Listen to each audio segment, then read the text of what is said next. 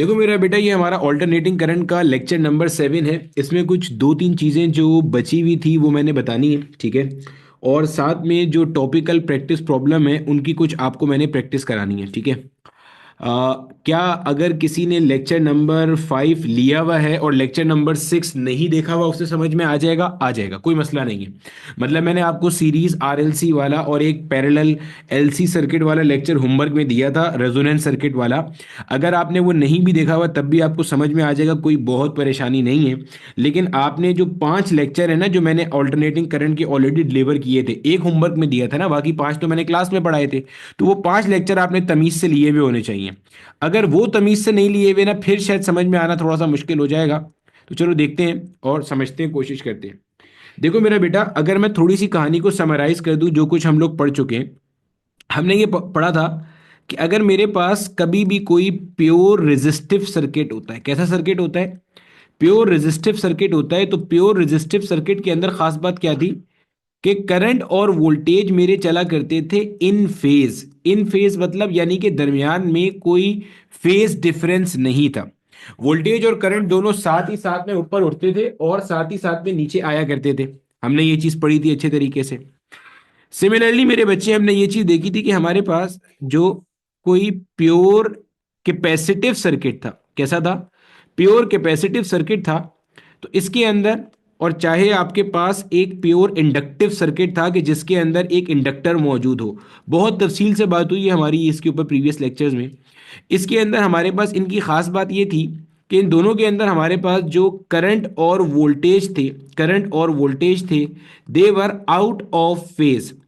और out of phase कितने angle से थे, ये भी मेरे बच्चे हमने बात की थी। Out of phase by 90 degree, out of phase by 90 degree थे। ठीक हो गया, ये बात हमने कर ली थी। और इसके अंदर हमने देखा था कि एक के अंदर करंट लीड करता है वोल्टेज को, एक में करंट लैग करता है। यानी कि अगर प्योर कैपेसिटिव सर्किट की बात करूं तो इली इज द आइस मैन, हमने पढ़ा था। तो आइस के अंदर आपको नजर आता है कि करंट लीड करता है, यानी कि करंट आगे आगे चलता है, और जो वोल्टेज है वो कहाँ आता है? पीछे पीछे आता है। और इली के अंदर हमने पढ़ा था कि ईएमएफ लीड करता है, गोया के वोल्टेज लीड करता है, और करंट क्या करता है भाई साहब? लैग कर रहा होता है। सही है। अगर मैं इस पूरे फिनोमेना के लिए इक्वेशन लिखूं, गौर से समझना और सुनना, अच्छे तरीके से सुनना। अगर मैं इस पूरे फिनोमेना के लिए इक्वेशन लिखता हूं तो मेरा बेटा, इक्वेशन के अंदर हम क्या करते हैं? हम करंट को अपनी रेफरेंस इक्वेशन बनाते हैं, जो कि हम बनाते आए थे। I is equal to I not sine omega T, ये इक्वेशन हमने पढ़ी थी। और हमने इब्तदाई क्लासेस सारी इसी बात पर खर्च की थी कि हमें ये चीज समझ में आ जाए कि आई क्या है, इसमें आई नॉट क्या है। और अगर आपने तरीके से तमीज से मेरी क्लासेस ली हैं तो आपको ये बात समझ में आ चुकी होगी, ये जो आई है ना, this is basically the value of instantaneous current, जो कि फंक्शन ऑफ टाइम है, टाइम के लिहाज से वेरी करता है।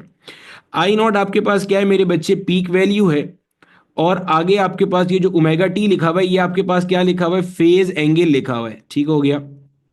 अच्छा, कभी कभार आप जब किताब देखोगे तो किताब के अंदर आपको ये यही सेम इक्वेशन ऐसे भी लिखी मिलती है, I is equal to I not sine omega T plus phi not. तो आपने इससे परेशान नहीं हो जाना। ये जो चीज आपके पास लिखी हुई है ना, दिस चीज, ये चीज, ये मेरा बेटा आपके पास कहलाता है इनिशियल फेज एंगल। ये क्या कहलाता है? This is initial phase angle. इसको इपॉक भी कहते हैं, इनिशियल फेज एंगल भी कहते हैं। अब सर ये क्या भला है? ये मेरा बेटा, मिसाल के तौर पे आप इसको ऐसे समझ सकते हो। देखो मिसाल के तौर पे, जैसे ये मान लो हमारे पास ये, ठीक है।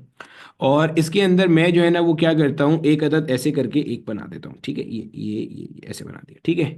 अब मान लो मेरा बेटा, मेरे पास जो है ना एक कोई जो मेरा रोटेटिंग वेक्टर है, यानी कि जो मेरा फेजर है, फेजर, वो इस किसी पॉइंट पर मौजूद है। समझना गौर से, जो मेरा रोटेटिंग वेक्टर है ना, वो इस किसी पॉइंट पर मौजूद है अभी, ठीक है। ये अगर तो मेरा फेजर यहाँ पे मौजूद है ना, तो इसके लिए अगर मैं अपना इनिशियल एंगल आपसे पूछूं, इनिशियल एंगल का मतलब होता है time T equal zero. Time T equal zero, इसका एंगल कितना है?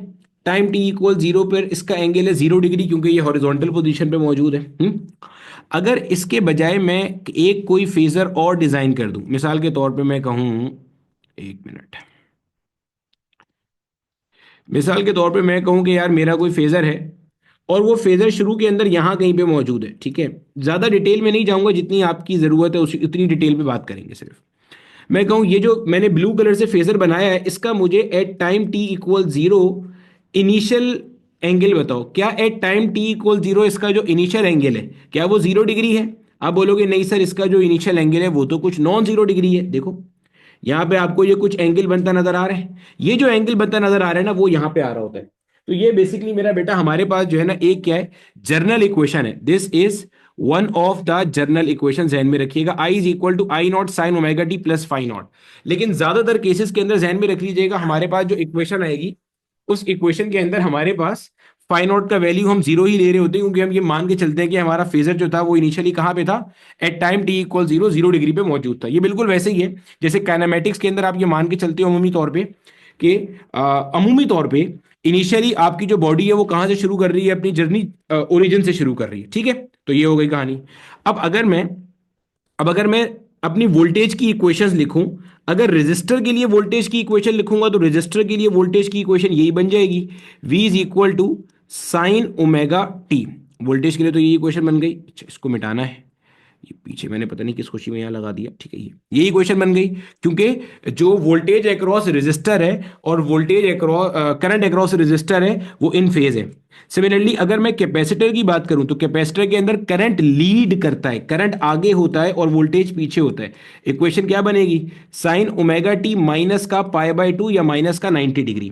फिर अगर मैं इंडक्टर के लिए वोल्टेज लिखूं तो ये बन जाएगा, वोल्टेज आगे होता है इली के अंदर, ईएमएफ। ठीक है, और मैंने सब रीजन बताई थी कि क्यों आगे होता है। तो ये बन जाएगा साइन ओमेगा टी प्लस का पाई बाय 2। मुझे यहां तक जरा चैट सेक्शन में बता दो कि यहां तक सब चीज सबको याद आ गई, ये हमने कोई नई बात नहीं करी है। वही हमने सारा का सारा जो कॉन्सेप्ट पीछे पढ़ते हुए आए थे वही हमने सारा का सारा कॉन्सेप्ट समराइज किया। बोलो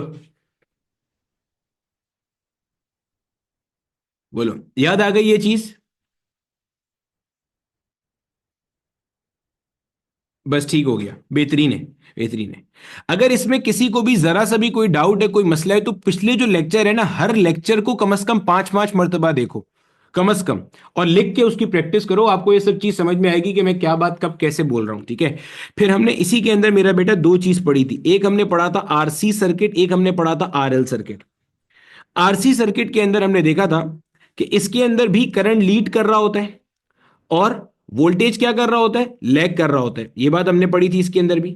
और हमने देखा था कि इसके अंदर लीडिंग या लैगिंग का जो एंगल होता है वो फाई होता है, and phi is an angle somewhat less than 90 degree. चाहिए, आरएल में भी हमने ये देखा था कि करंट आरएल के अंदर क्या करता है, लैग करता है, और वोल्टेज आरएल के अंदर क्या करता है, लीड करता है। और वोल्टेज जिस एंगल से लीड करता है at some angle which is again phi which is less than pi by 2। और ये पाई बाय 2 से कम क्यों होता है, क्योंकि रेजिस्टिव एलिमेंट आपने दरमियान में डाला हुआ होता है।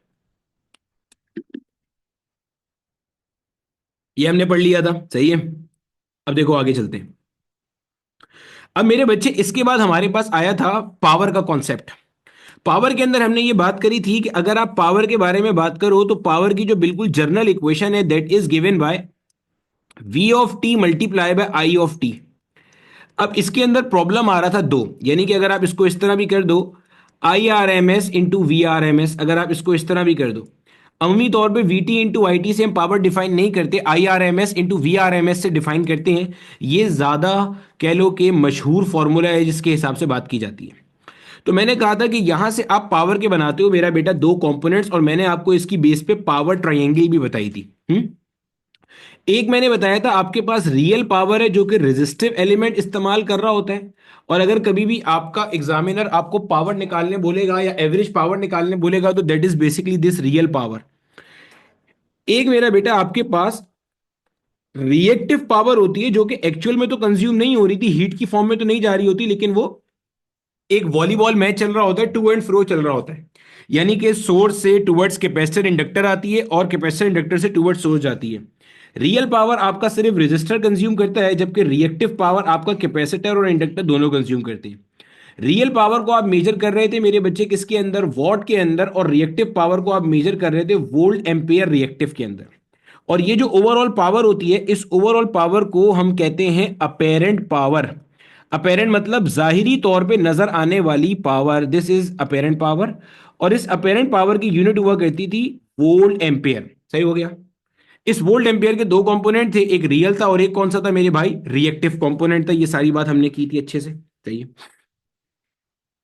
अच्छा, रियल पावर का फिर हमने फॉर्मूला पढ़ा था, वो फॉर्मूला किस तरह से आया था? वो फॉर्मूला इस तरह से आया था कि भाई मिसाल के तौर पे हमारे पास, अच्छा मैंने आपको फिर ये भी कहा था कि यार एक पीएमटी जाके देखना, तो पीएमटी के ऊपर आपको जो रेटिंग लिखी हुई नजर आएगी, वो अपेरेंट पावर के अंदर रेटिंग लिखी हुई नजर आएगी। जरा हाथ रेस करना, कितने लोगों ने पीएमटी की नेम प्लेट देखी और उन्हें नजर आया कि जो पावर रेटिंग थी वो वीए, वोल्ट एम्पियर के अंदर लिखी हुई थी? किसी ने देखी थी रेटिंग? 3 लोगों ने देखी बस। निकम्मो, आज जाके देख लेना, कोई पीएमटी की प्लेट देखना, उस पीएमटी की प्लेट के ऊपर आप जाके ना रेटिंग पढ़ना, वो रेटिंग का आगे यूनिट देखना क्या लिखा हुआ है। उसके आगे लिखा होगा केवीए। केवीए, ठीक है, केवीए। केवीए के अंदर जो के है ना, वो तो किलो का हो गया। किलो का मतलब क्या हो गया? 10 पावर 3। इसको तो छोड़ ही दो, क्योंकि वो तो सिर्फ वो बता रहा है ना। यूनिट तो एक्चुअल में ये है, सही है भाई। किलोग्राम के अंदर भी किलो तो 10 पावर 3 होता है ना, ग्राम यूनिट होती है एक्चुअल, ठीक है। तो वीए, वोल्ट एम्पेयर, ये किसकी यूनिट है? अपेरेंट पावर की यूनिट है। फिर इसके अंदर हमने एक चीज पढ़ी थी, क्या चीज पढ़ी थी? देखो गौर से। मान लो अगर मैं कहता हूं कि भाई मिसाल के तौर पे मेरे पास एक कोई आरएल सर्किट है। आरएल सर्किट में कौन आगे? ईएमएफ लीड करता है, और जो मेरा करंट है वो क्या करता है? लैग करता है। ईएमएफ लीड करता है और मेरा करंट क्या करता है भाई साहब? लैग करता है, ठीक है। इसको अगर मैं शो करूंगा तो किस तरह से शो करूंगा? देखो जरा यहां गौर से। मैं कहता हूं मिसाल के तौर पे ये मेरे पास जो है ना वो करंट है, let's say this is my current. और यहां कहीं पे ये मेरे पास जो है ना वो मिसाल के तौर पे लेट्स से वोल्टेज है, ठीक है। This is the voltage. अब आपको पता है ना, वोल्टेज लीड कर रहा होता है और करंट क्या कर रहा होता है? लैग कर रहा होता है एट सम एंगल। और ये जो एंगल है ये कुछ भी एंगल हो सकता है, but this angle will be less than 90 degree, क्योंकि इसमें रेजिस्टेंस का भी एलिमेंट आ गया है, ठीक है। अब मैंने क्या करना है? मैंने ये जो वोल्टेज है ना, ये मेरा वोल्टेज है, this is the voltage overall and this is the current overall. मैंने वोल्टेज के क्या करने हैं मेरे भाई? 2 टुकड़े करने हैं। वोल्टेज के मैंने क्या करने हैं? 2 टुकड़े करने हैं, ठीक है। वोल्टेज की मैंने 2 टुकड़े करने हैं। वोल्टेज के मैंने करने हैं 2 टुकड़े। अब जब 2 टुकड़े करूंगा तो देखो, एक कंपोनेंट मैंने ये बना दिया, this is one component, and this is the other component. ये आ गया एक कंपोनेंट, ये आ गया दूसरा कंपोनेंट, ठीक है। इसे हमने क्या कहा था? अगर ये एंगल मेरे पास फाई था तो इसे मैंने कहा था ये क्या है मेरे पास? This was V sine of phi, और ये था मेरे पास वी कॉस ऑफ फाई। फिर मैंने आपको कहा था कि अगर ये आरएल सर्किट है तो इस आरएल सर्किट के अंदर ये जो वी कॉस ऑफ फाई है, ये बेसिकली मेरा रेजिस्टेंस है। ये मेरे पास क्या है? ये मेरे पास है रेजिस्टेंस, ठीक है, रेजिस्टेंस। अब इस रेजिस्टेंस का मतलब क्या था? ये था मेरे पास वोल्टेज अक्रॉस रेजिस्टर। कैसे पता चला आपको ये बात? ऐसे पता चला क्योंकि आप देखो, ये ग्रीन वाला जो मेरा वेक्टर है, ये करंट के साथ इन फेज आ रहा है। तो करंट के साथ इन फेज कौन सा वेक्टर होगा? जो वोल्टेज अक्रॉस रेजिस्टर है। और ये देखो आप, ये होगा मेरे पास वीएल, वोल्टेज अक्रॉस इंडक्टर। और ये कैसे पता चल रहा है कि this is voltage across inductor? ये ऐसे पता चल रहा है मेरे भाई, क्योंकि ये आ रहा है at an angle of 90 degree with this current, और उसके अंदर वोल्टेज आगे होता है at an angle of 90 degree, ठीक है। पॉइंट समझ में आ गई? अब ये हमारे पास सारी की सारी सूरत हाल है। ये हमारे पास सूरत हाल है। अब इसके अंदर देखो, अगर मैं पावर के कंपोनेंट्स बनाऊंगा ना, तो पावर का फॉर्मूला क्या है? Product of V and I. अब मैंने क्या किया मेरे बच्चे? मैंने यहाँ पे वी के 2 अदद कंपोनेंट्स बनाए हुए, एक वी कॉस फाई और एक वी साइन फाई। तो पावर का एक कंपोनेंट ये बनेगा, इसको मैं P1 कह देता हूं, V cos of phi multiply by I. एक बनेगा पावर का component V sine of phi multiply by I. अब आपको नजर आ रहा है कि जो वी साइन फाई है आपके पास, जो वी वी साइन फाई है, ये चूंकि इंडक्टर के अक्रॉस है, तो ये आपके पास कौन सी पावर थी? ये आपके पास थी मेरे बच्चे रिएक्टिव पावर। और ये जो आपके पास थी मेरा बेटा, ये जो आपके पास थी, ये क्या थी आपके पास? ये आपके पास थी रियल पावर। बोलो इतनी चीज याद आ गई? मैंने पहले 15-20 मिनट लगा के आपको वो सारी चीज रिवाइज करा दी है, जो कि मैं चाह रहा था कि आप रिवाइज कर लो आगे चलने से पहले। ये वॉट है, और ये आपके पास क्या है? VAR, वोल्ट एम्पेयर रिएक्टिव, ठीक है। मुझे बता दो यहां तक की सब चीज सबको याद आ गई? अगर किसी को याद नहीं आई तो वो यहां पे ये लेक्चर छोड़ के चला जाए और पुराना लेक्चर देखे जाके। अगर नहीं याद आ रही तो कोई मसला नहीं है, आप पुराना लेक्चर देखो पहले जाके। आज का लेक्चर फिर आपके मतलब के लिए है ही नहीं, सही है। अपेरेंट पावर सम होगा, बिल्कुल सम होगा। जो आपका अपेरेंट पावर है ये सम होता है, लेकिन कौन सा सम होता है? वेक्टर सम होता है। किस किस का? रियल पावर का और रिएक्टिव पावर का, रियल पावर का और रिएक्टिव पावर का। ठीक है।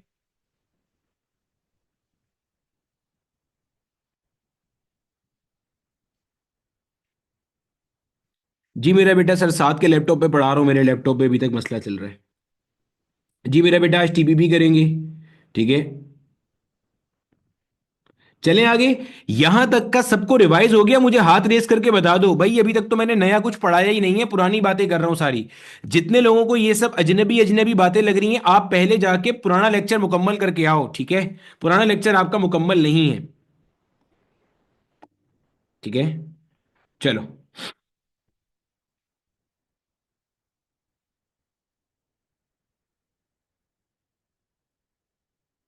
चलो अब देखो मेरा बेटा, हमारे पास आज के लेक्चर का जो पहला कॉन्सेप्ट शुरू होता है ना, वो हमारे पास है पावर फैक्टर का कॉन्सेप्ट। अब जरा इसको समझिएगा यहां पे मेरे बच्चे, पावर फैक्टर किस बला का नाम है? देखते हैं जरा, देखो। जो पावर फैक्टर है ना, पावर फैक्टर होता है मेरे बेटे cos of the phase difference in between V and I. Cos of the phase difference between V and I. यानी कि अगर ऊपर वाली मिसाल के लिहाज से बात करूं तो कॉस ऑफ फाई। ये जो चीज है ना, ये जो कॉस ऑफ फाई लिखा हुआ है, ये जो कॉस ऑफ फाई लिखा हुआ है, ठीक है, इसको मार्क भी कर लेते हैं। ये जो मेरा बेटा आपके पास कॉस ऑफ फाई लिखा हुआ है, this cos of phi is basically the power factor. ये क्या होता है? अपने पास पावर फैक्टर होता है। ठीक है। अच्छा अब सर ये पावर फैक्टर इसे क्यों कह रहे हैं? देखो मैं इसे पावर फैक्टर क्यों कह रहा हूं, अभी देखो मैंने आपके सामने लिखा कि पावर के दो कंपोनेंट्स थे। ठीक है मेरा बेटा, अगर किसी का इससे पीछे वाला लेक्चर 5 पूरा नहीं है तो उसको मसला होगा समझने में, तो बेहतर है इस टाइम में आप लेक्चर 5 पूरा कर लो। जितने लोगों का लेक्चर 5 पूरा है उनको आज की टीपीपी भी समझ में आएगी, सब तरीके से समझ में आएगी। मैंने पहले भी कई दफा कहा है, लाइव क्लासेस को नहीं छोड़ा करो। ठीक है। देखो इधर, ये आपके पास आ गया v cos phi multiply by I. ये मेरा बेटा आपके पास क्या था? Real power. क्या आपको ये चीज नजर आ रही है? और क्या मैं ये बात कह सकता हूं, यहां से गौर से देखिएगा जरा, क्या मैं ये बात कह सकता हूं, गौर से देखना, क्या मैं ये कह सकता हूं कि जो रियल पावर है, real power is directly proportional to cos phi? यानी कि रियल पावर पावर फैक्टर के साथ डायरेक्टली प्रोपोर्शनल है। यानी कि मेरे बच्चे, आपका जो पावर फैक्टर है, गौर से सुनना, आपका जो पावर फैक्टर है, मैं कह सकता हूं जितना ज्यादा पावर फैक्टर होगा, जितना ज्यादा पावर फैक्टर होगा, जितना ज्यादा पावर फैक्टर होगा, रियल पावर उतनी ज्यादा कंज्यूम होगी, रियल पावर उतनी ज्यादा कंज्यूम होगी। This is the concept of power factor. Power factor की वैल्यू कहां से कहां तक हो सकती है? पावर फैक्टर की वैल्यू मेरा बेटा हो सकती है 0 से लेकर कहां तक? 1 तक हो सकती है। नहीं, पावर फैक्टर की वैल्यू कहां से कहां तक हो सकती है मेरा बेटा? पावर फैक्टर की वैल्यू हो सकती है 0 से लेकर 1 तक। अब जरा समझना कि पावर फैक्टर की वैल्यू 0 कब होगी और 1 कब होगी। दोनों बातें आपको बताता हूं, पहले लिख देता हूं फिर बताता हूं। पावर फैक्टर की वैल्यू अगर 0 है, लिखता हूं यहां पे, अगर पावर फैक्टर की वैल्यू 0 है तो इसका मतलब क्या है? फाई इज 90 डिग्री, क्योंकि कॉस इनवर्स करोगे। और फाई यहां पे क्या है? फेज डिफरेंस है बिटवीन वी एंड आई। भैया फाई क्या है? फाई आपके पास क्या है? फाई आपके पास क्या है? Phi is basically the phase difference. उसको किताब वाले थीटा कह रहे हैं, जबकि मैं उसे थीटा नहीं कह रहा। इसका हाथ आ जाएगा दरवाजे में। ठीक है। ये आपके पास क्या है मेरा बेटा? ये हमारे पास है फेस डिफरेंस। ठीक है। अब इसको किताब वाले क्या कह रहे हैं? किताब वाले इसको कह रहे हैं थीटा। तो आप इसे कॉस थीटा भी कह सकते हो, मैं इसे कॉस फाई कह रहा हूं, डजेंट मैटर। अगर आपका फेस डिफरेंस 90 डिग्री है, और आपको खूब अच्छे से पता है कि फेस डिफरेंस 90 डिग्री कब होता है? जब आपके पास जो सर्किट हो वो या तो प्योर कैपेसिटिव हो, या आपका जो सर्किट हो वो क्या हो? प्योर इंडक्टिव सर्किट हो। सच, सही है। सिमिलरली अगर आपको बोला जाए कि यार cos फाई का वैल्यू 1 है, मिसाल के तौर पे cos फाई का वैल्यू क्या है? 1 है। cos फाई का वैल्यू क्या है? 1 है। तो cos फाई का वैल्यू 1 कब होगा? Phi is equal to cos inverse 1। cos inverse 1 का मतलब क्या है? 0 डिग्री के voltage and current are exactly in phase. अब ऐसा कब होता है? ऐसा तब होता है जब आपके पास प्योर रेजिस्टिव सर्किट हो। प्योर क्या हो, रेजिस्टिव सर्किट हो। इस कंडीशन को अगर cos फाई 1 है, इस कंडीशन को यूनिटी पावर फैक्टर कंडीशन भी कहते हैं। क्या कहते हैं? Unity power factor condition. अभी तक आपने क्या सीखा? अभी तक आपने ये सीखा कि cos थीटा या cos फाई बेसिकली एक टर्म है जिसको आप क्या कहते हो, जिसको आप पावर फैक्टर कह रहे होते हो। पावर फैक्टर ज्यादा है तो इसका मतलब रियल पावर ज्यादा इस्तेमाल हो रही है, रिएक्टिव पावर कम है। भाई देखो, दोनों वहां कहां से हैं, देखो इसको एक और तरह समझो। एक आपके पास है टोटल पावर, सही है, जिसको आप अपेरेंट पावर कह रहे हो, ये एक वेक्टर है। इस वेक्टर के समझ लो दो कंपोनेंट्स हैं, अच्छे से देखना। इस वेक्टर के दो कंपोनेंट्स हैं, दो टुकड़े हैं। एक कंपोनेंट वन कह दिया, एक को मैंने कह दिया मेरे बच्चे कंपोनेंट नंबर टू। एक को कह दिया कंपोनेंट नंबर टू, सही है। कंपोनेंट नंबर वन जो है ना, ये बेसिकली क्या है, रियल पावर है जिसका आपको कोई भी यूटिलिटी वाले बिल करते हैं। मैंने मिसाल भी दी थी लास्ट टाइम आपको क्लास में कि आपके पास जो यूटिलिटी है उसका जब आपके पास बिल आता है तो वो यूनिट किस में लिखा होता है आपके पास? वो यूनिट लिखा होता है किलो वॉट आर के अंदर, यानी कि किलो वॉट आर के अंदर। वो केवीएआरएच में नहीं लिखा होता। जो आपकी रिएक्टिव पावर होगी ना, रिएक्टिव पावर को अगर आप बिल करने जाते तो रिएक्टिव पावर का यूनिट क्या बनता? देखो, ये जो पावर, ये बेसिकली के डब्ल्यू एच किसका यूनिट है? एनर्जी का यूनिट है ना। और ये एनर्जी का यूनिट कहां से आ रहा है? पावर मल्टीप्लाई बाय टाइम से आ रहा है। तो देखो, पावर की यूनिट इसमें क्या है? किलो वॉट है, और टाइम की यूनिट इसमें क्या है? आर है। तो बताने का मकसद ये कि वो रियल पावर को बिल्ड करते हैं। अगर हम इसी तरीके से बात करें ना, रिएक्टिव पावर का अगर यूनिट बनता तो वो क्या बनता? तो देखो, पावर आप किस में मेजर करते हो? के वी ए आर। भाई किलो का तो मतलब होता है 10 पावर 3 ना। एक्चुअल तो वी ए आर है जो आपको बताता आ रहा हूं, और आगे आपने एच लगा दिया। तो केवीएआरएच अगर कोई चीज नाप रहा है तो वो बेसिकली रिएक्टिव पावर है। अब आज को मैं आपको एक और टास्क देता हूं। आप अपने घर के बाहर देखना, ये वो सारे लोग जिनके घर के बाहर 3 फेज मीटर लगा हुआ है। 3 फेज मीटर, सर कैसे पहचानेंगे 3 फेज मीटर है या सिंगल फेज मीटर है? देखो भाई, आपके घर के बाहर अगर ऐसा एक लंबा सा मीटर लगा हुआ है ना, गौर से सुनना, जिसके अंदर ऐसे 3+1 चार इनपुट आ रही हैं, 3+1 चार इनपुट आ रही हैं, और उससे 3+1 चार आउटपुट निकल रही हैं। इसका मतलब ये आपका 3 फेज मीटर है। सर अगर सिंगल फेज मीटर होगा फिर क्या होगा? सिंगल फेज मीटर होगा तो पहली बात तो ये है कि वो 3 फेज के मुकाबले में छोटा मीटर होगा, सही। पहली बात तो, पहली पहचान तो ये है, सबसे आसान पहचान ये है। गली में आगे पीछे देख लेना, किसी के घर 3 फेज होगा, किसी के घर सिंगल फेज होगा, तो साफ पता चल जाएगा। इसमें क्या होगा, इसके अंदर 1+1 दो इनपुट आ रहे होंगे, 1 मीटर की बात कर रहा हूं, ठीक है। और 1+1 दो ही आउटपुट जा रहे होंगे। एक फेज एक न्यूट्रल आ रहा होगा, एक फेज एक न्यूट्रल जा रहा होगा। 3 फेज मीटर में 3 फेज एक न्यूट्रल आ रहा होगा, 3 फेज एक न्यूट्रल जा रहा होगा। तो अब आपने ये देखना, ये किसके अंदर आप देख सकते हो जो पढ़ा रहा हूं मैं? 3 फेज मीटर में आप देख सकते हो। 3 फेज मीटर में ऐसे करके ना, इधर बटन बटन बटन बटन लगे होंगे, टेंशन लिए बगैर बटन दबा देना, कुछ भी नहीं होता बटन से। बटन दबाना, इधर टॉप पे आपके पास इस जगह पे ना डिस्प्ले होता है, इस जगह पे डिस्प्ले होता है, ठीक है। इस जगह पे डिस्प्ले होता है, इस डिस्प्ले पे देखते हुए जाना। एक जगह पे आपको रीडिंग लिखी मिलेगी KWH की रीडिंग, एक जगह पे आपको रीडिंग लिखी मिलेगी KVARH की रीडिंग। KWH का मतलब क्या है? ये आपकी रियल पावर नोट कर रहा है, रियल एनर्जी जो कंज्यूम कर रहा है आपका घर का लोड, वो यूज कर रहा है, वो नोट कर रहा है। और KVARH का मतलब क्या है? वो नोट कर रहा है जो आपके घर का जो भी लोड है, उसमें जो कैपेसिटर और इंडक्टर है, वो जो रिएक्टिव पार्ट ले रहे हैं वो मेजर कर रहे हैं। लेकिन आपका जो बिल होता है ना, बिल सिर्फ KWH का ही आता है। इससे परेशान नहीं होना कि KVARH वो मेजर कर रहा है, वो आपके बिल पे भी लिखी होती है बात, ठीक है। तो इतनी बात आपने जहन में रखनी है, ठीक है, कि पावर फैक्टर ज्यादा होगा तो अल्टीमेटली वो ज्यादा होगा। पावर फैक्टर ज्यादा होने का मतलब है, मतलब अगर ये आप cos फाइव को 1 कर दो तो इसका मतलब क्या है? प्योर रेजिस्टिव सर्किट है, यानी कि कैपेसिटर और इंडक्टर या तो सर्किट में है ही नहीं, या अगर हैं तो उनका कोई इफेक्ट नहीं है। ये बात बहुत अहम बोली है मैंने, समझने के लिए गौर से सुनना। क्या मतलब? देखो मिसाल के तौर पे मैंने कहा कि cos फाइव का वैल्यू 1 कब हो रहा है? cos फाइव का वैल्यू 1 तब हो रहा है जब प्योर रेजिस्टिव सर्किट है। भाई cos फाइव का 1 का मतलब क्या है? फाइव 0 डिग्री है भाई, जब ही होगा ना, फाइव 0 डिग्री पर ही होगा ये 1। तो फाइव 0 डिग्री का मतलब क्या है? कि voltage and current are in phase. आपको पता है वी और आई इन फेज कब होते हैं? जब वोल्टेज करंट साथ में बढ़े, साथ में कम हो, साथ में नेगेटिव पे जाए, फिर साथ में बढ़े, तभी होता है ना वो वी और आई इन फेज। तो ऐसा तब होगा जब या तो सर्किट में सी और एल नहीं है, या है तो एक दूसरे का इफेक्ट काट रहा है, कैंसिल कर रहा है, नलीफाई कर रहा है। ये मतलब है इसका। सर समझ में आ गई बात, ठीक है। और cos फाइव 90 डिग्री भी समझ में आ गया, ठीक है। ये हो गया हमारा पावर फैक्टर का कॉन्सेप्ट। अब मैंने आपको सीरीज आरएलसी का जो कॉन्सेप्ट दिया हुआ है ना पढ़ने के लिए, उसको भी मैं एक बार थोड़ा सा समराइज कर देता हूं, आप तसल्ली से वो लेक्चर भी देख लेना।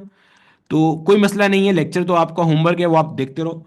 इसके बाद फिर हम चलते हैं टीपीपी के ऊपर। अभी तक मैंने जितनी चीज आपको पढ़ाई है मुझे बता दो, यहां तक सब चीज क्लियर है? तो मैं सीरीज आरएलसी को समराइज करूं और फिर आगे चलें। बोलो।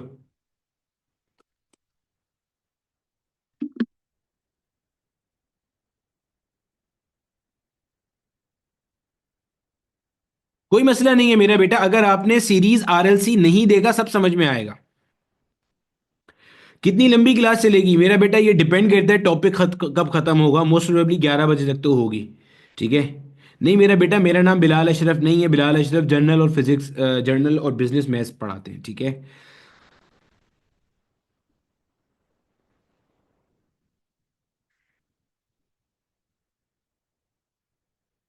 केवीआर में ए क्या है? ए एम्पेयर है।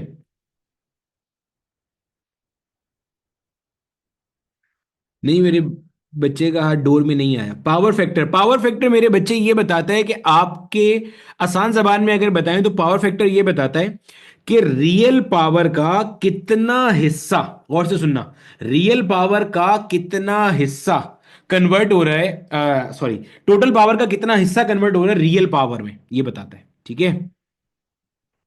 केवीएआर किसका यूनिट है? रिएक्टिव पावर का यूनिट, रिएक्टिव एनर्जी का बेसिकली यूनिट है। केवीएआर एच रिएक्टिव एनर्जी का है, केवीएआर रिएक्टिव पावर का है। रियल पावर और रिएक्टिव पावर में 90 डिग्री का फेज डिफरेंस होगा, बिल्कुल ऐसे ही है, बिल्कुल सही बोला आपने महमूद भाई। फेज डिफरेंस 90 पर मैक्सिमम, हाँ 90 पर मैक्सिमम हो जाता है। ठीक है।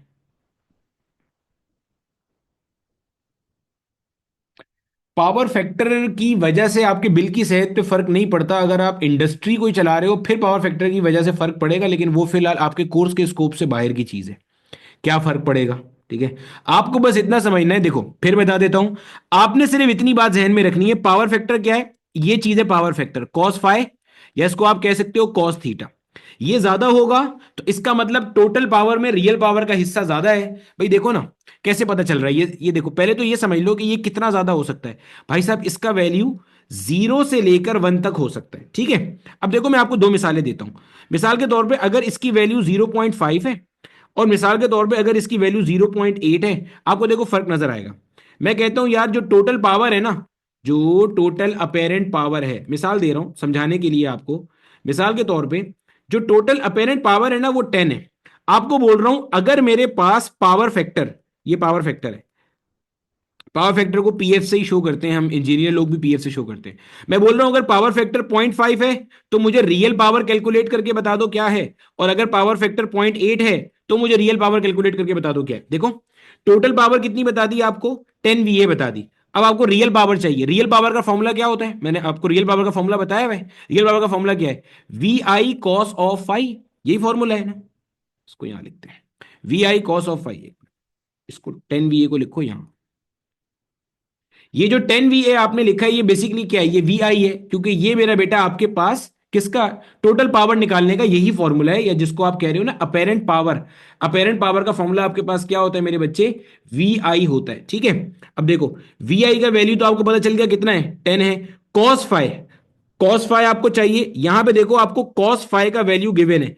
ये जो पावर फैक्टर है ये किसका वैल्यू है? कॉस फाइव का वैल्यू कितना गिवन है? 0.5। 0.5 को 10 से मल्टीप्लाई कर दो, क्या आंसर आ रहा है?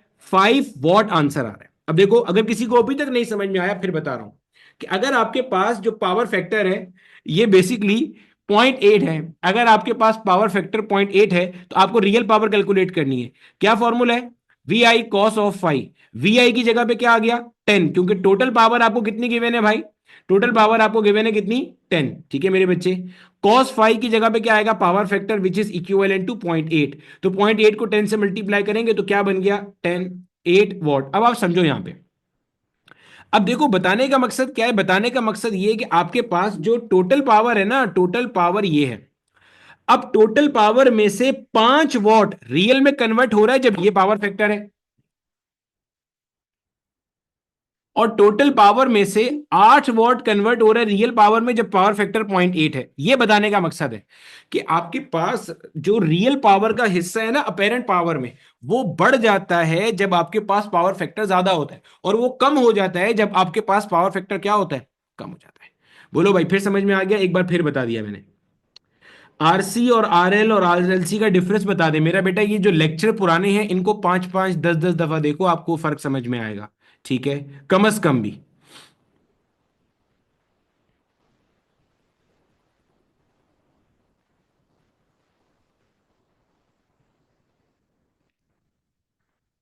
भाई पावर फैक्टर का कॉन्सेप्ट क्लियर हो गया यहां तक?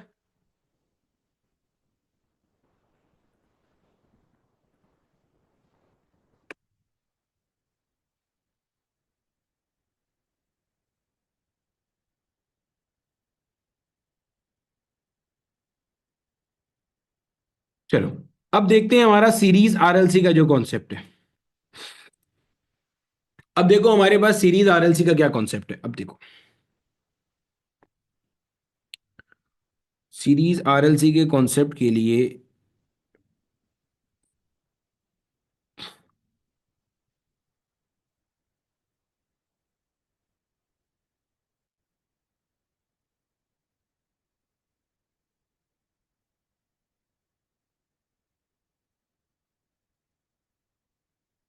ये सीरीज आरएलसी का आपको मैंने होमवर्क दिया हुआ है, ठीक है। ये उसी के कॉन्सेप्ट को मैं रिवाइज कर रहा हूं ताकि मैं आपको टीपीपी के अंदर कुछ दो चार बातें बता सकूं, ठीक है। ये देखो, ये मेरा बेटा आपके पास एक सीरीज आरएलसी सर्किट है, ठीक है, समझना अच्छे से।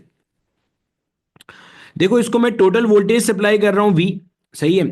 अब ये जो टोटल वोल्टेज है, जाहिर सी बात है इसकी वजह से यहां कुछ ना कुछ करंट फ्लो करेगा, ऐसे करंट फ्लो करता हुआ जाएगा, ठीक है, ऐसे आएगा करंट फ्लो करता हुआ।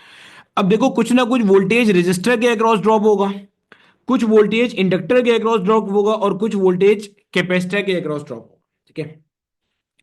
अब अगर मैं इसकी इक्वेशन लिखता हूं तो देखो इसकी इक्वेशन हमें पहले से पता है। करंट की इक्वेशन को अगर मैं अपना स्टैंडर्ड बना लूं तो I is equal to I not sine omega T बन जाएगा ये, ठीक है। अब इसी तरीके से अगर मैं वोल्टेजेस की इक्वेशन लिखूं तो देखो जो वी आर की इक्वेशन बनेगी वो V not sine omega T बनेगी equation, V not sine omega T बनेगी। क्योंकि ऐसा क्यों लिख रहा हूं मैं फिर बता देता हूं अगर किसी को अभी भी नहीं समझ में आया। इसलिए कि मेरा बेटा जो करंट और वोल्टेज हैं रेजिस्टेंस के अंदर वो आपस में कैसे होते हैं, इन फेज होते हैं, जबकि कैपेसिटर और इंडक्टर के अंदर they are out of phase by 90 degree. Capacitor में कौन लीड करता है, करंट लीड करता है। तो इसका मतलब जो कैपेसिटर का वोल्टेज होगा वो करंट से 90 डिग्री पीछे चलेगा, यस सर पीछे चलेगा। तो आ गया साइन ओमेगा टी माइनस का पाई बाय 2। इंडक्टर के अंदर वोल्टेज लीड करता है, तो ये क्या बनेगा, यहां पे आएगा वी नॉट, आगे आएगा साइन ओमेगा टी प्लस का पाई बाय 2, ठीक है। ये इसकी इक्वेशंस क्यों आई मेरे बच्चे? ये इसकी इक्वेशंस इसलिए आई हैं क्योंकि आपके पास ये क्या हो रहा है यहाँ पे, ये इक्वेशन इसलिए आई हैं क्योंकि आपके पास करंट और वोल्टेज के दरमियान में यहाँ पे फेस शिफ्ट है, एंगल मौजूद है कितने का, पाई बाय 2 का, यानी कि 90 डिग्री का आपके पास एक अदद फेस डिफरेंस मौजूद है, हमें पता है, नजर आ रहा है। चलो बेहतरीन हो गया ये बात भी। अब अगर मुझे इसकी फेजर डायग्राम बनानी है, फेजर डायग्राम भी हमने बनानी सीखी हुई है, वही बना रहे हैं। फेजर डायग्राम बनानी है तो देखो भैया, ये मान लो मेरा बेटा हमारे पास करंट का फेजर आ गया, ठीक है, इसको थोड़ा नीचे चलते हैं, ये करंट का फेजर आ गया। ये मान लो हमारे पास आ गया करंट का फेजर, ठीक है। अब जो वोल्टेज अक्रॉस रेजिस्टर होगा वो तो यहीं पे आ जाएगा। क्यों? क्योंकि यहाँ पे इसको मैं मार्किंग भी करता जाता हूँ ताकि चीजें समझना आसान हो जाए। देखो मेरे बच्चे, ये करंट का फेजर है, ये वी आर का फेजर है। ये किसका फेजर है? वी आर का फेजर है। यहां तक मुझे बता दो भाई, हम सब लोग साथ साथ है ना, या मैं अपने आप को समझा रहा हूं? बोलो, यहां तक समझ में आ रहा है ये क्या बना रहा हूं?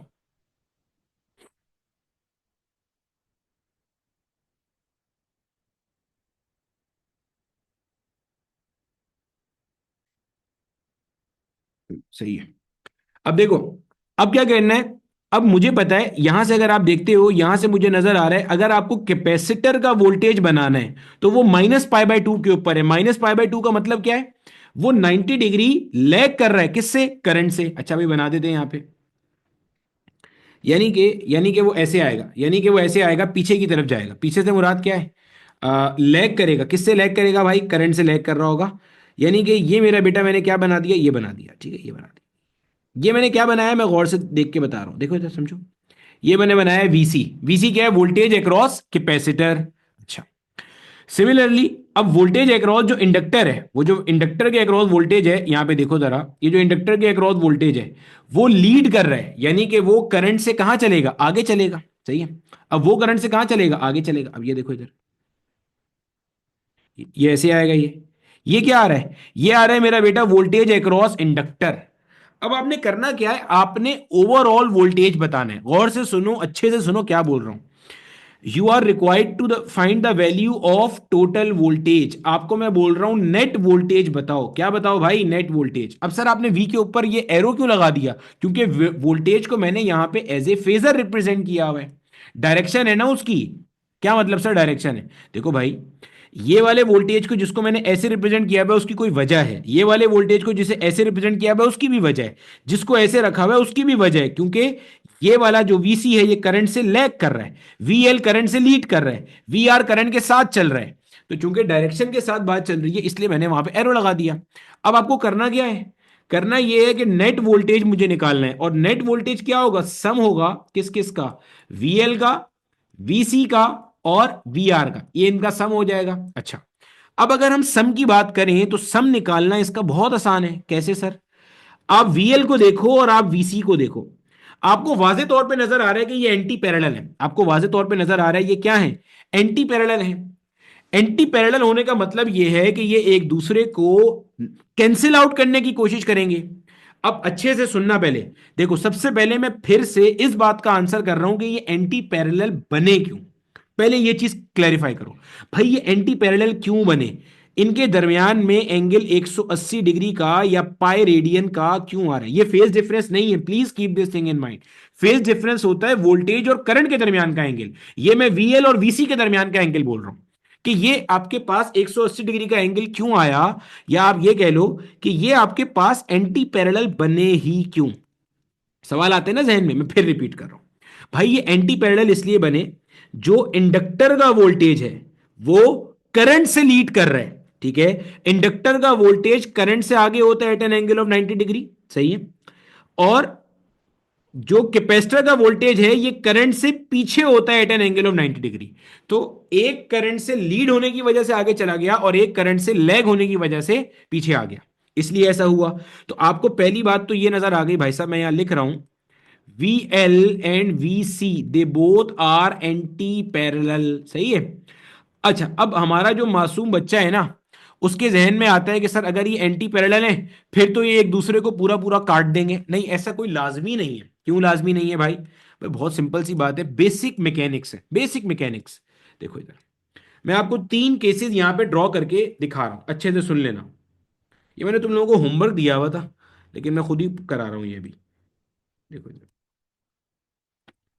इसके बाद वो सीरीज आरएलसी वाला बहुत आसानी से समझ में आ जाएगा, देख लेना। देखो, अब मान लो यहां पे मेरा बेटा आपके पास एक फोर्स लग रही है 4 न्यूटन की, और यहां पे एक फोर्स लग रही है 1 न्यूटन की। यहां पे मेरा बेटा एक फोर्स मान लो लग रही है 4 न्यूटन की, और यहां पे मान लो मेरा बेटा एक फोर्स लग रही है 6 न्यूटन की। यहां मान लो एक फोर्स लग रही है 4 न्यूटन की, यहां पे मान लो मेरा बेटा एक फोर्स लग रही है 4 न्यूटन की। आप तीनों केसेस में देखो, क्या तीनों केसेस के अंदर, तीनों केसेस से कौन कौन से केसेस मुराद हैं भाई, लेट्स से इसको कहता हूं केस ए, केस बी, केस सी। क्या तीनों केसेस के अंदर डब्बे पे एंटी पैरेलल फोर्सेस लग रही हैं, आप बोलोगे जी सर लग रही हैं एंटी पैरेलल। भाई ए के अंदर भी 4 और 1 एंटी पैरेलल, बी के अंदर भी 4 और 6 एंटी पैरेलल, सी के ऊपर भी 4 और 4 एंटी पैरेलल फोर्स लग रही है, जबरदस्त तरीके से लग रही है। लेकिन क्या तीनों केसेस में फोर्सेस एक दूसरे का इफेक्ट नलिफाई कर रही है, नहीं। टोटल कैंसिल कर रही है, नहीं। रिजल्टेंट जीरो हो रहा है, नहीं। इसका मतलब इस केस की अगर बात की जाए, इस केस के अंदर अगर मैं बोलूं रिजल्टेंट फोर्स कितनी है, तो आप बोलोगे 4 - 1 3 न्यूटन। मैं बोलूं डायरेक्शन बता भाई, डायरेक्शन ये रहा, ज्यादा वाली फोर्स की तरफ होती है डायरेक्शन। अच्छा, मैं बोलता हूं चलो इसमें बताओ रिजल्टेंट फोर्स 6 - 4 2 न्यूटन। मैं बोलूं डायरेक्शन बोल भाई, डायरेक्शन ये हो जाएगा। अच्छा, इसके अंदर रिजल्टेंट फोर्स क्या आ रही है, जीरो आ रही है। तो पहले तो आप अपने जहन से ना ये चीज निकाल देना कि अगर एंटी पैरेलल वेक्टर्स हैं तो उनका रिजल्टेंट हमेशा जीरो होता है। ये बताना जरूरी इसलिए था, बहुत सारा बच्चा वहीं पे छूटते ही बोलता है वीएल और वीसी ने एक दूसरे को मार दिया और रावी चैन ही चैन लिख रहा है, सिर्फ वीआर बच गया सर्किट में तो टोटल वोल्टेज वीआर के बराबर है। भाई ऐसा नहीं होता, इतनी सीधी अगर दुनिया होती ना तो तुम यहां थोड़ी होते फिर, ठीक है। तो जहन में रख लेना इस बात को, वीएल वीसी को कैंसिल कर दे ऐसा कोई लाजमी नहीं है। अच्छा सर फिर क्या होगा, मैं आपको केसेस बताता हूं, जो केसेस बनते हैं ना वो सारे केसेस आपको बता के दिखाता हूं, ठीक है। पहला case, case number one, which is the very important case. Case number one, कि आपके पास V L is greater than VC. भाई पहला केस क्या हो सकता है, वी एल का वैल्यू ज्यादा हो और वीसी का वैल्यू कम हो। यानी कि अगर मैं इसको ड्रॉ करूंगा, अब गौर से देखना जरा, ये मैंने बनाया मेरे भाई वी आर, ठीक है। अब मैं वो करंट नहीं बना रहा, बस समझ जाना जहां वी आर है ना वहीं पे करंट है, ठीक है। अब ये तुम्हारी जिम्मेदारी है समझना इसको। ये देखो, ये देखो, ये मैंने बनाया वीसी, ये मैंने बनाया भाई साहब क्या, वीएल, ठीक है। ये मैंने बना दिया भाई साहब वीएल, ये मैंने बना दिया भाई साहब वीसी, ठीक है। अब आप देखो, जब मैं जब मैं इसको बनाता हूं तो अल्टीमेटली,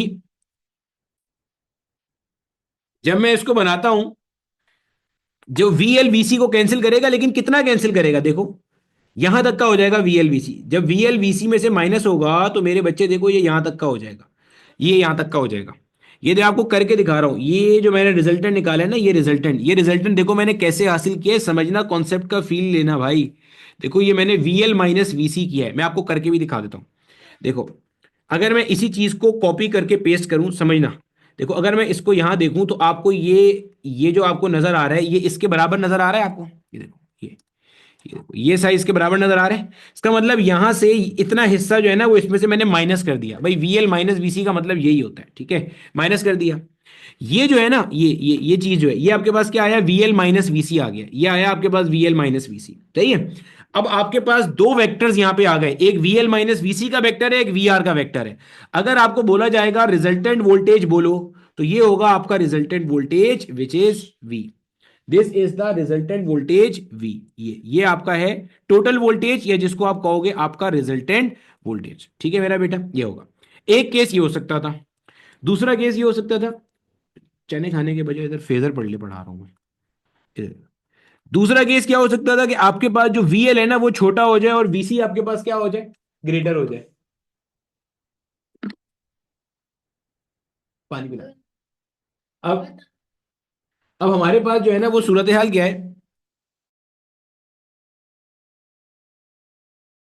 अब हमारे पास सूरत हाल क्या है, VL is less than VC. VL is less than VC के अंदर आपके पास क्या सीन है, कि यहां पे आपके पास जो है ना वो ये वी आर वेक्टर है, ठीक है, ये वी आर फेजर है आपका। और आपका जो वीसी है वो यहां पे इस तरह से, ठीक है, ये आपका वीसी है, दिस इज योर वीसी। और यहां पे ये आपके पास जो है ना मिसाल के तौर पे क्या आ रहा है भाई साहब, वीएल आ रहा है, ठीक है।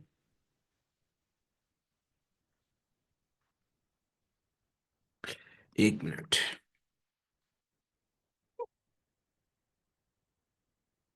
अब देखो मेरे बच्चे, ये हमारे पास यहां पे, समझो इसको यहां पे, ये मेरा बेटा हमारे पास यहां पे क्या है, this is VC and this is VL. आपको वाजे तौर पे नजर आ रहा है यहाँ पे, आपको वाजे तौर पे यहाँ पे नजर आ रहा है कि वीसी का वैल्यू ग्रेटर है और वीएल का वैल्यू क्या है यहाँ पे, लेसर है, ठीक है। अब क्या होगा भाई, अब देखो, मैं आपको इसी चीज को यहां से शो करता हूं, ये देखो इधर, ये देखो, ये आपके पास इतना छोटा हो जाएगा। अब ये इसमें से माइनस हो जाएगा। पॉइंट समझ में आ रहा है, ये इसमें से क्या हो जाएगा, माइनस हो जाएगा। जब ये इसमें से माइनस हो जाएगा तो सिर्फ छोटा सा वैल्यू बचेगा यहाँ पे, किसका, वीसी माइनस वीएल का। यहां मैं ड्रॉ करके दिखा देता हूं, ये कुछ इस तरह का वैल्यू बचेगा, छोटा सा ये।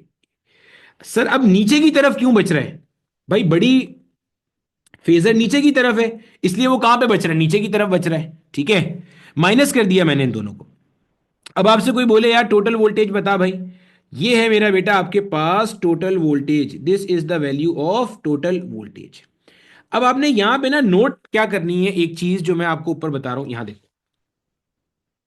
आपको ये बात तो पता ही है कि जिस डायरेक्शन में आपका रेजिस्टर का वोल्टेज है, इसी डायरेक्शन में आपके पास करंट होगा, ऐसे करके ये, इसी डायरेक्शन में आपके पास क्या होगा, करंट होगा।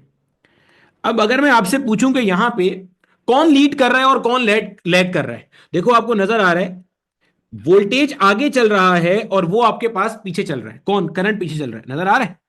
तो आपको नजर आ रहा है क्या कि वोल्टेज लीड कर रहा है। अगर वोल्टेज लीड कर रहा है, अगर वोल्टेज लीड कर रहा है तो इसका मतलब ये सर्किट कैसे बिहेव कर रहा है, इंडक्टिव सर्किट की तरह बिहेव कर रहा है। कैसे पता चला सर आपको? अबे इली इज द आइस मैन, पढ़ाया था ना, पढ़ाई थी ये बात। इली इज द आइस मैन। इली के अंदर मतलब ये याद रखने का तरीका है, वरना मैंने पूरी इसकी रीजन आपको बता चुका हूं। इली में ईएमएफ लीड करता है, ठीक है, इंडक्टर के अंदर करंट से। तो वोल्टेज लीड कर रहा है, इसका मतलब ये इंडक्टिव सर्किट की तरह बिहेव कर रहा है। हालांकि इस सर्किट के अंदर देखो, इस सर्किट के अंदर आर एल और सी तीनों चीजें मौजूद हैं। सुनना समझना इस बात को, आर एल सी तीनों चीजें मौजूद हैं, लेकिन सर्किट का बिहेवियर ऐसा है कि वोल्टेज लीड कर रहा है, गोया ये इंडक्टिव सर्किट की तरह बिहेव कर रहा है। अच्छा अगर यहां पूछूं आपसे, तो देखो आपको ये बात पता है कि करंट जो है वो वो आपके पास वी आर के साथ आ रहा होगा, इन फेज आ रहा होगा। भाई ये करंट बनाया है मैंने, ठीक है, ये बात तो समझता है ना कि ये करंट बनाया है, ऊपर भी आई लिख दिया था, लिख दिया था। अब अगर आपको बोलूं तो आप ये देखो, ये ऐसे बन रहा है, ऐसे क्या है, ये ऐसे बन रहा है। ऐसे बनने का मतलब ये है, आपको ये बात वाजे तौर पे नजर आ रहा है कि यहां पे कौन लीड कर रहा है, यहां पे करंट लीड कर रहा है।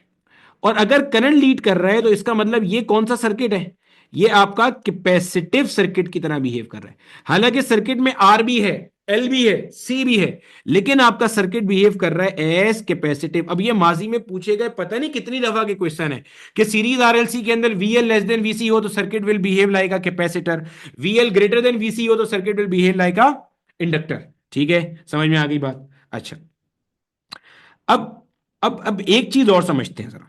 अगर इत्तेफाक से आपके पास ऐसा हो जाए, कैसा हो जाए, अगर इत्तेफाक से आपके पास ऐसा हो जाए कि वीएल और वीसी बराबर हो जाए, अगर इत्तेफाक से आपके पास वीएल और वीसी बराबर हो जाए तो क्या होगा, बना के देखते हैं, समझिएगा जरा। अगर वीएल और वीसी बराबर हो जाए, गोया ये आपने बनाया अपना वी आर, अच्छे से देखना सुनना गौर से। ये मान लो मेरा बेटा आपके पास है, ये मान लो आपके पास है एक वी एल जो कि आगे होता है करंट के मुकाबले में, और इसी को कॉपी करके पेस्ट करो और इसको रिवर्स कर देते हैं।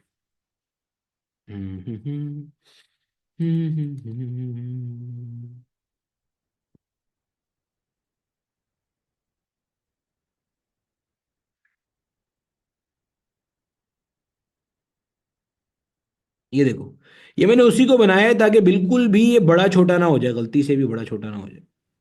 ठीक है, अब समझ लेना खूब अच्छे से। अब ये मेरा बेटा हमारे पास क्या है, अब ये आपके पास वीएल है ऊपर वाला, ये नीचे वाला आपका वीसी है। तो इसका मतलब वीएल और वीसी तो एक दूसरे का इफेक्ट नलीफाई कर देंगे।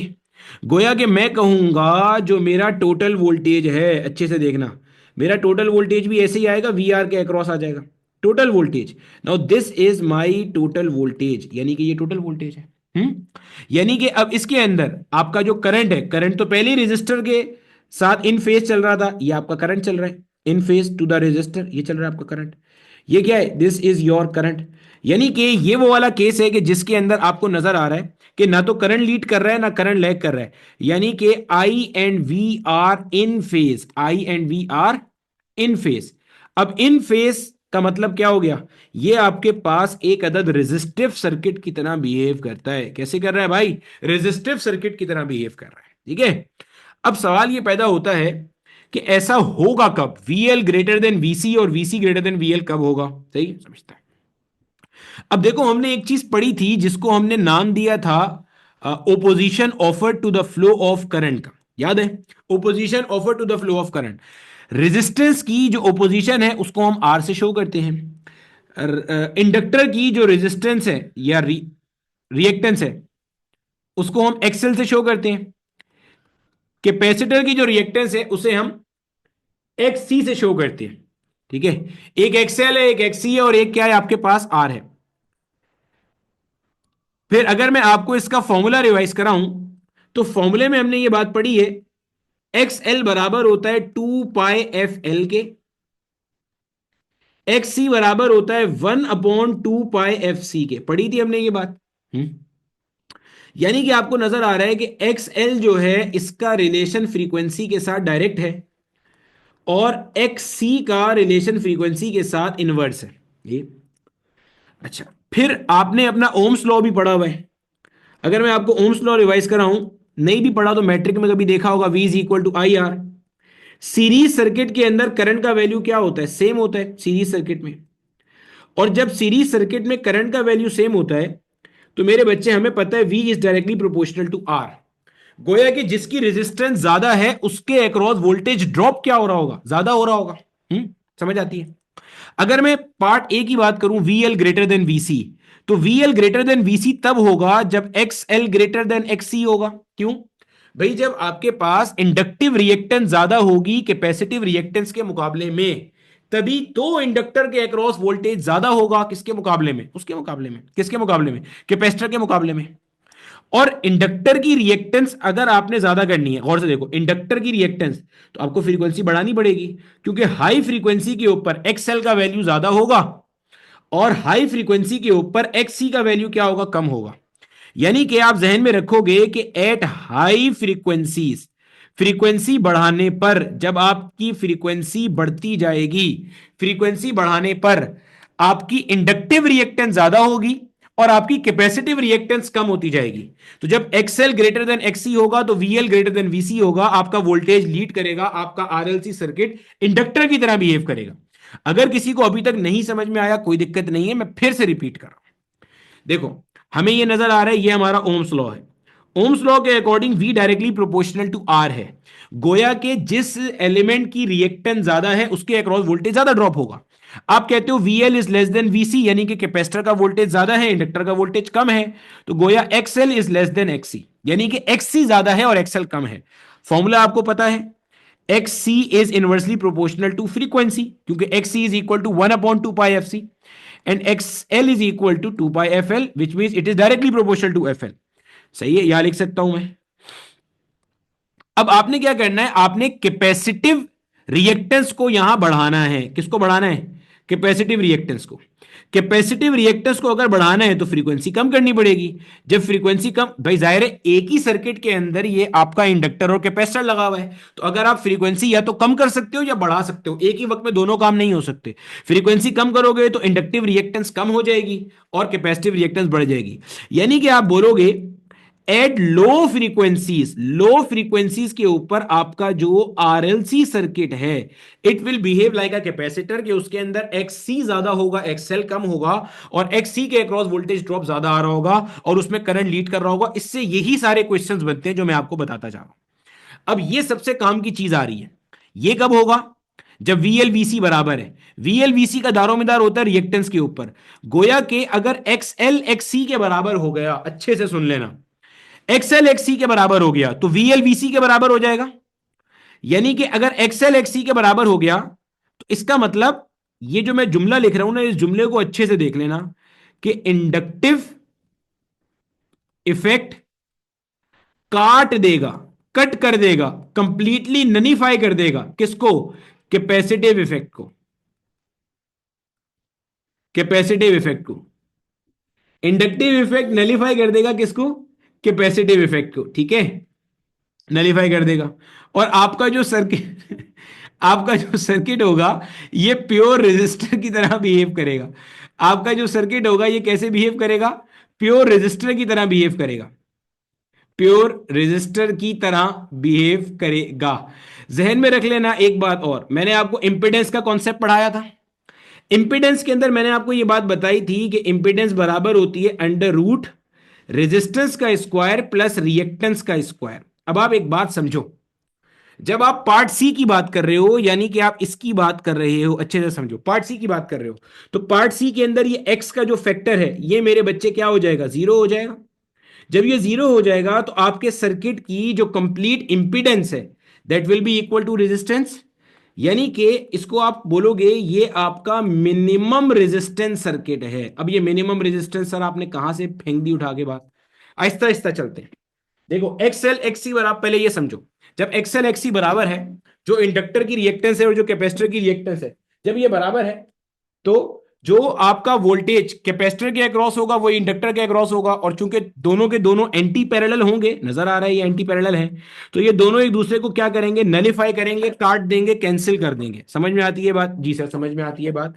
कोई मसला, कोई दिक्कत नहीं, कोई परेशानी नहीं है। मैंने यहां पे एक और बात कही, मैंने कहा इस केस के अंदर अपनी रेजिस्टेंस हो जाएगी जीरो, मिनिमम हो जाएगी। I am very sorry, zero नहीं होगी। सर आप कैसे कह सकते हैं कि रेजिस्टेंस मिनिमम हो जाएगी? मैं फिर एक्सप्लेन कर रहा हूं।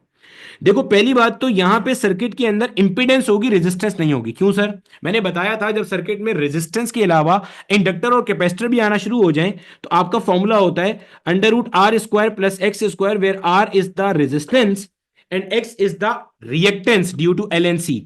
ये होता है मेरा बेटा ड्यू टू रेजिस्टर, ध्यान में रख लेना खूब अच्छे से। ये होता है मेरे बच्चे due to capacitor and inductor. समझ में आती है? जी सर समझ में आती है।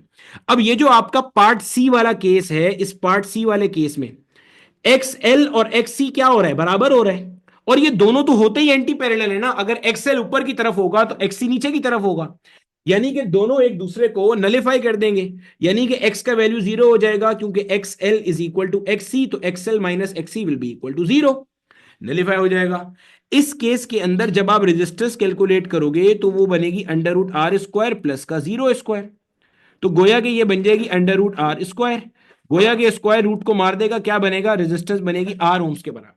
यानी कि ये पार्ट सी जो है इसके अंदर आपकी रेजिस्टेंस क्या होती है, सर्किट की मिनिमम होती है। इस फिनोमिना को आप कहते हो सीरीज आरएलसी रेजोनेंस। क्या नाम देते हो? सीरीज आरएलसी रेजोनेंस, इसको कहते हैं रेजोनेंस सर्किट। ये है रेजोनेंस सर्किट ये। और अब रेजोनेंस की अगर मैं आपको कंडीशन बनाऊं तो रेजोनेंस आरएलसी सर्किट हर वक्त रेजोनेंस पे नहीं होता। रेजोनेंस की कंडीशन ये है, गौर से सुनना, रेजोनेंस की कंडीशन क्या है? रेजोनेंस की कंडीशन क्या है मेरे बच्चे? रेजोनेंस की कंडीशन ये है, रेजोनेंस की कंडीशन ये है कि एक्स एल एक्स सी के बराबर हो जाए। एक्स एल का फॉर्मूला अपने पास क्या है, two pi F L. X C का फॉर्मूला क्या है, one upon two pi F C. सही है। अब क्या करेंगे, एफ को एक तरफ कर लेंगे, F square will be equal to one upon two pi C multiply by, यहां पे टू पाई एल है उसको भी नीचे ले आओ, टू पाई एल। सही है। अब क्या करेंगे भाई, दोनों तरफ अगर मैं अंडर रूट लूं, बल्कि पहले इसको ऐसे लिखो, F square will be equal to one upon four pi square C into L. अगर मैं अंडर रूट लूं तो F will be equal to one upon two pi under root में आ गया एल सी। ये कहलाता है मेरा बेटा रेजोनेंट फ्रीक्वेंसी। रेजोनेंट फ्रीक्वेंसी आपके पास वो फ्रीक्वेंसी है जिसके ऊपर आपके सीरीज आरएलसी सर्किट की जो रेजिस्टेंस है वो मिनिमम है, और जब रेजिस्टेंस मिनिमम होगी तो करंट आपका मैक्सिमम फ्लो करेगा। ध्यान में रख लेना, आपके पास अगर आपके सर्किट की फ्रीक्वेंसी रेजोनेंट फ्रीक्वेंसी के बराबर है तो जहन में रखिएगा करंट और वोल्टेज इस केस के अंदर क्या होंगे, इन फेज होंगे, इन फेज होंगे। सही है। अगर आपके पास जो फ्रीक्वेंसी है वो less than the resonant frequency है, यानी कि लो फ्रीक्वेंसीज की बात चल रही है, तो आपका सर्किट कैपेसिटर की तरह बिहेव करेगा, यहां पे रेजिस्टर की तरह बिहेव करेगा। अगर आपके पास frequency greater than resonant frequency है, हाई हाई फ्रीक्वेंसीज है, इस केस के अंदर हाई फ्रीक्वेंसीज है, इस केस के अंदर ये इंडक्टर की तरह बिहेव करेगा। ये वही बातें जो मैंने ऊपर सारी की सारी लिखी थी। मुझे बता दो भैया, यहां तक सबको सारी चीज समझ में आ गई? ये देखो ये हमारे पास था। अब ये जनाब हमारे पास है रेजोनेंट, ये करंट और फ्रीक्वेंसी का ग्राफ बना हुआ है। ये हमारे पास रेजोनेंट फ्रीक्वेंसी है। रेजोनेंट फ्रीक्वेंसी के ऊपर आपको नजर आ रहा है करंट कैसा फ्लो कर रहा है, मैक्सिमम करंट फ्लो कर रहा है, जिसकी इक्वेशन में लिखी है I equal V upon R. Z नहीं लिखा, जेड इसलिए नहीं लिखा क्योंकि एक्सएल और एक्सी तो खत्म हो गया, और जेड यहाँ पे किसके बराबर है, आर के बराबर है। ठीक हो गया। अच्छा जनाब, और जो इस रेजोनेंट फ्रीक्वेंसी से लोअर साइड की फ्रीक्वेंसीज हैं जो कि F less than F R है, यहाँ पे आपका कैपेसिटिव इफेक्ट डोमिनेट कर रहा है और आपका सर्किट आरसी की तरह बिहेव करेगा। और जो फ्रीक्वेंसीज आपके पास ग्रेटर के ऊपर है वहां पे आपका इंडक्टिव इफेक्ट डोमिनेट कर रहा है और ये आर एल की तरह बिहेव कर रहा होगा। आर सी के अंदर याद रखना लीडिंग करंट ड्रॉ किया जाता है। कैसा करंट होता है, लीडिंग करंट। आर एल के अंदर कैसा करंट ड्रॉ किया जाता है, लेगिंग करंट ड्रॉ किया जाता है। क्लियर हो गया? जिस तरीके से हमने ये कहानी पढ़ी है बिल्कुल ऐसे ही आप पैरेलल एलसी सर्किट को पढ़ोगे। जो पैरेलल एलसी सर्किट है उसमें भी रेजोनेंस का कॉन्सेप्ट है, बस उसमें आप क्या देखोगे कि एक इंडक्टर लगा हुआ है और एक कैपेसिटर लगा हुआ है। अगर मैं आपको उसकी सर्किट डायग्राम दिखा दूं ना मजीद तफसील में जाए बगैर, आप देखोगे आपको वो चीज ऐसे नजर आ रही होगी। ये आपके पास एक अदर डायग्राम ऐसे होगी। इसमें क्या होगा, वही कहानी है सेम टू सेम। इसमें अब क्या सीन है, पहले सीरीज आरएलसी में क्या था, करंट सेम फ्लो कर रहा था। अब इसमें जो वीआरएमएस वोल्टेज है ना भाई, अगर मैं इस ऑल्टरनेटिंग के अक्रॉस अगर मैं बात करता हूं कि ये एवरेज वोल्टेज कितना सप्लाई कर रहा है, तो ये जो एवरेज वोल्टेज है वो कितना दे रहा होगा, वीआरएमएस दे रहा होगा। इसका मतलब एल और सी के अक्रॉस वीआरएमएस फ्लो कर रहा होगा। अब जब नेट करंट फ्लो करेगा यहां से, मान लो आईआरएमएस फ्लो कर रहा है, तो आईआरएमएस यहां पे भी कुछ करंट जाएगा जिसको मान लेते हैं आईएल, और यहां पे भी करंट जाएगा जिसको मान लेते हैं क्या, आई सी। अब सीन क्या है, जो इंडक्टर ड्रॉ करेगा, इंडक्टर जो करंट आईएल ड्रॉ कर रहा होगा, इंडक्टर जो करंट आईएल ड्रॉ कर रहा होगा, ये होगा लैगिंग करंट। और कैपेसिटर जो करंट आईसी ड्रॉ कर रहा होगा, ये क्या हो जाएगा, ये हो जाएगा हमारे पास लीडिंग करंट। ठीक हो गया। अब इसके अंदर आपने क्या लिया, मिसाल के तौर पे इसके अंदर आपने मान लिया कि ये जो वीआरएमएस है ये हमारा रेफरेंस फेजर है। ये क्या है, रेफरेंस फेजर है। ठीक है, ये वीआरएमएस हमारे पास क्या है, रेफरेंस फेजर है। अब जो करंट कैपेसिटर में से फ्लो कर रहा है, इली इज द आइसमैन, कैपेसिटर वाला करंट क्या कर रहा है, लीड कर रहा है। यानी कि this will be the diagram of IC. ऐसा बना हुआ नहीं है किताब में, वैसे ही बता रहा हूं, अगर आपने मेरे साथ साथ चीजें पढ़ी हैं तो ये सब आप समझ रहे होंगे। इली इज द आइसमैन, ये ऐसे ड्रॉ कर रहा है करंट, ठीक है। और आई एल करंट जो होगा वो ऐसे इसके ऑपोजिट डायरेक्शन में आएगा। क्यों, ये कौन सा करंट है, ये आई एल करंट है, इली, इसमें वी लीड करता है। तो देखो ना, आई एल के मुकाबले में वी आर एम एस देखो लीड करता हुआ नजर आ रहा है at an angle of 90 degree. और V के मुकाबले में IC देखो करंट कैपेसिटर में से लीड करता हुआ नजर आ रहा है at an angle of 90 degree, बिल्कुल आ रहा है हमारे पास। अब यही आपको यहाँ पे चीज नजर आ रही है, अब कहाँ चले गए तुम, बिल्कुल हमें ये चीज नजर आ रही है यहाँ पे, ठीक है। अब जिस पॉइंट पे दोनों फेजर मिल रहे हैं, IC IL एक दूसरे का इफेक्ट कैंसिल आउट करने की कोशिश कर रहे हैं। समझ में आती है बात की आपको, ठीक हो गया। यहां से आप अपना जो है वो निकाल सकते हो। तो जब आपके पास इसके अंदर रेजोनेंस अचीव होती है, इसमें रेजोनेंस फ्रीक्वेंसी पे क्या होगा, इसमें रेजोनेंस वाला वो पॉइंट होगा जिसके ऊपर आईसी और आईएल एक दूसरे का इफेक्ट क्या कर देंगे, कैंसिल आउट कर देंगे। ऐसा नहीं है कि सर्किट में से करंट ड्रॉ नहीं हो रहा होगा, सर्किट में से करंट ड्रॉ हो रहा होगा। इसके भी 3 केसेस बन सकते हैं, हमारी बुक में तफसील नहीं है इसलिए मैं नहीं जा रहा। एक केस कि जो लीडिंग करंट ज्यादा ड्रॉ हो रहा है, लेगिंग करंट कम ड्रॉ हो रहा है, तो ओवरऑल कहानी लीडिंग करंट की मतलब कैपेसिटर की तरह होगी। हो सकता है ये जो मैंने बनाया हुआ ये वही है बेसिकली ना, कि आईसी ज्यादा है और आईएल कम है, ओवरऑल कैपेसिटर की तरह बिहेव करेगा। ये भी हो सकता है कि आपके पास लेगिंग करंट ज्यादा ड्रॉ हो रहा हो, लीडिंग करंट कम हो, तो वो इंडक्टर की तरह बिहेव कर रहा होगा। ठीक हो गया। ऐसा भी हो सकता है जो रेजोनेंस वाला फिनोमेना है वो क्या होगा कि आईसी और आईएल इक्वल हो जाएंगे। जब ये इक्वल हो जाएंगे इसका मतलब सर्किट में से करंट तो ड्रॉ हो रहा है आईसी और आईएल, लेकिन वो चूंकि इक्वल इन मैग्नीट्यूड है और ऑपोजिट है, तो एक दूसरे का इफेक्ट कैंसिल आउट कर देंगे और ऐसा लग रहा होगा कि सर्किट में से कोई करंट ड्रॉ नहीं हुआ। क्लियर हो गया। तो यही कह रहे हैं कैपेसिटर जो है वो क्या कर रहा है, लीडिंग करंट ड्रॉ कर रहा है, जबकि जो कॉइल है यानी कि जो आपका इंडक्टर है वो लैगिंग करंट ड्रॉ कर रहा है। सर्किट को आपने एक ऐसी फ्रीक्वेंसी पे रेजोनेट कराया जिसमें एक्सएल और एक्ससी बराबर हो गया। जाहिर है जब एक्सएल एक्ससी बराबर हो जाएगा रेजोनेट फ्रीक्वेंसी के ऊपर, तो आईएल आईसी एक दूसरे का इफेक्ट कैंसिल आउट कर देंगे। तो current drawn from the supply क्या हो जाएगा, जीरो हो जाएगा। Current drawn from the supply zero क्यों हो रहा है, क्योंकि जो लेगिंग करंट है और लीडिंग करंट है वो एक दूसरे का इफेक्ट क्या कर रहे हैं, कैंसिल आउट कर रहे हैं। ठीक है, तो जो करंट है वो बेसिकली लीडिंग और लेगिंग एक दूसरे का इफेक्ट क्या कर रहे हैं, कैंसिल आउट कर रहे हैं। तो रेजोनेंट फ्रीक्वेंसी के ऊपर आप बोलोगे प्रैक्टिकली सप्लाई में से कोई करंट ड्रॉ नहीं हो रहा, यानी कि current drawn from the supply is zero. क्यों जीरो है, क्योंकि यहाँ पे फेजर सम ही जीरो हो गया, जरूरत ही नहीं है उन्हें करंट की, तो एक दूसरे का इफेक्ट क्या कर दिया, कैंसिल आउट कर दिया। तो बेटे ये था हमारे पास ओवरऑल ऑल्टरनेटिंग करंट की कहानी। मैंने आपको पूरी कोशिश करी कि A to Z बेसिक से बताता हुआ चलूं।